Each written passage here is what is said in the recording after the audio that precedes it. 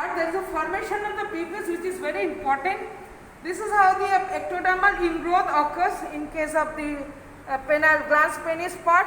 This epithelial ingrowth is ultimately giving rise to the formation of the peepus, and by 6th year this peepus is completely separate from the main penile gland.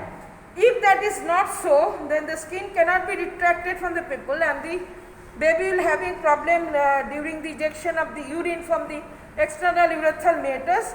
This condition is called phimosis, and the repair should be done, correction should be done. The glans penis, the skin tract should be separated from the glans penis so that the external urethral opening is free to execute the formation of the micturition reflex, so that urine can come out.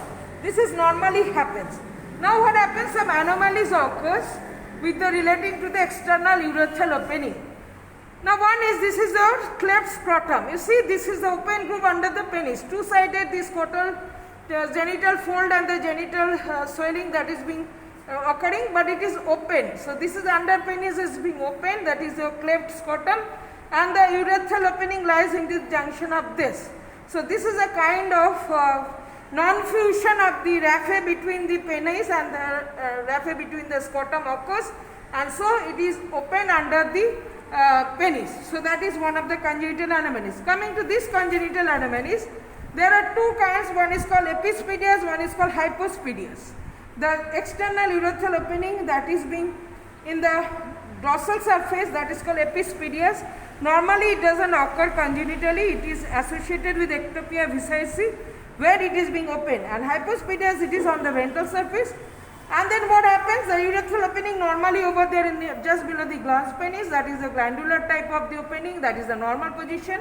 If it is the junction of the glans and the main shaft, this is called ballonic or the coronal type of opening, hypospadias. If it is on the raphe inside the penis, this is called penile type of the external urethral opening. It is junction of the penis and the scrotum, this is called penosacral type of opening. Within the perineal, it is called the perineal type of opening. So this is how the different type of hypospadias is present. When there is a non-fusion of the raphe between the penis and the scrotum occurs, and urethra can be open at any side in between this normal position to the perineal position. These are the types of hypospadias that is present. Epispadias is very uncommon, that is only on the dorsal surface, and let me tell you the anatomical position. The undersurface of the penis is the ventral surface, and the one which is looking anteriorly is the dorsal surface of the penis, that is the anatomical position. So the openings will be respect to the anatomical position.